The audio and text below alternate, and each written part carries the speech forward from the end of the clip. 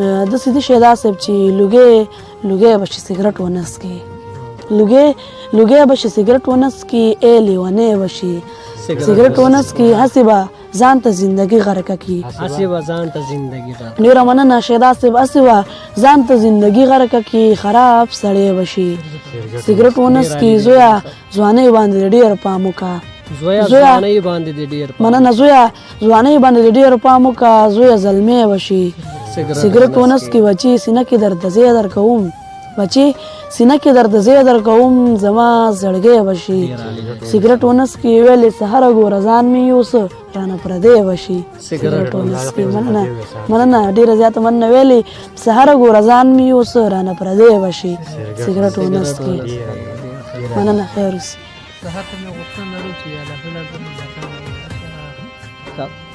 نو څرنګه چې د دې ملګري غوښتنه دا کم دی الحمدالدین میاخیل صاحب هم غوښتنه ولې نه هغه هم درته ووایم داسې دی چې وجود مې شي لړزان را باندې راشي وجود مې شي لړزان را باندې مننه وجود مې شي لړزان را باندې راشي پوهېږم په ځان نه چې جانان را باندې راشي دا څه جادو دې کړی چې په یو نظر کتو دی مننه دا څه جادو دې کړی چې په یو نظر کتو دی خوله شم راغورځېږم پیران را باندې راشي مننه په ژوند کې مې تر ټولو لوی ارمان هم دغه یو دی په ژوند کې مې تر ټولو لوی ارمان هم دغه یو دی چې یار را سره څنګ کې وي باران را باندې راشي په لاره کله ودرېږم د یار سره ملګرو په لاره کله ودرېږم د یار سره ملګرو غما څومره سوځېږي په خفګان را باندې راشي مننه سهاره بدنصیبه ستا نصیب کې به همدا و مننه سهاره بدنصیبه ستا نصیب کې به همدا و چې سرو سپینو ګلونو کې خزان را باندې راشي مننه سهار صاحب وایي چې خدایه د فطرت له رنګینو سره مې مینه ده خدای د فطرت له رنګینو سره مې مینه ده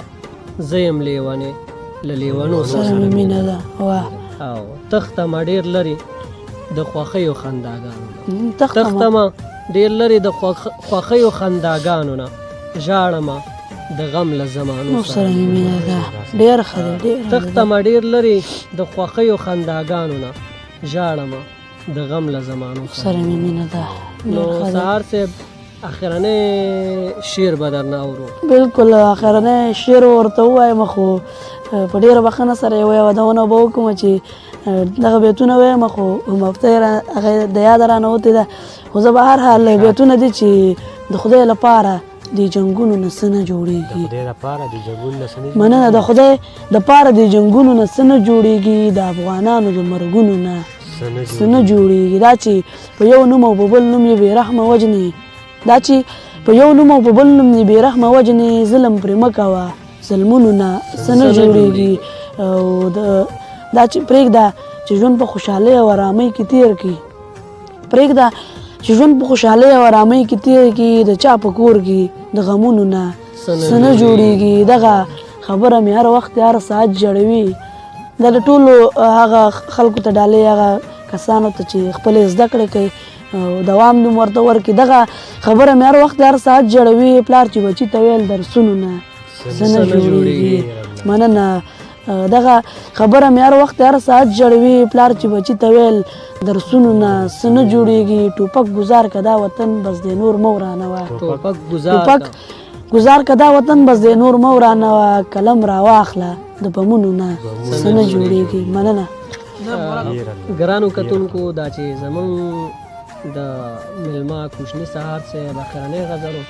نو زه په اخره کې سهار صاحب ته یو څو شعرونه ډالۍ کوم چې وایي دغه خو یو ګل سړی دی ښکلی دی فعال سړی دی بهاره دغه خو یو ګل سړی دی ښکلی دی فعال سړی دی دغه خو د کار سړی دی دغه د کمال سړی او دغه یې نیازبین وجود جوړ له پاکې خاورې نه دغه یې نیازبین وجود جوړ له پاکې خاورې نه دغه مې نیازبین جانان دی ډک دی له جمال سړی واه ډېره ښه دی زه بېلتونه پرېږدی نور نو رانه څه غواړي زه بېلتونه پرېږدمو نور نو رانه څه غواړي پرېږده چې یو ځای شونو دغه د وصال سره. نو ګرانو کتونکو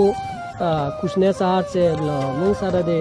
نو خو یوه خبره مې راوایي چې د سهار صاحب بعد له دې به نور شعرونه ستاسو دپاره ستاسو په ژبه وي. په پاک الله مو سپارو. السلام علیکم ورحمة الله وبرکاته.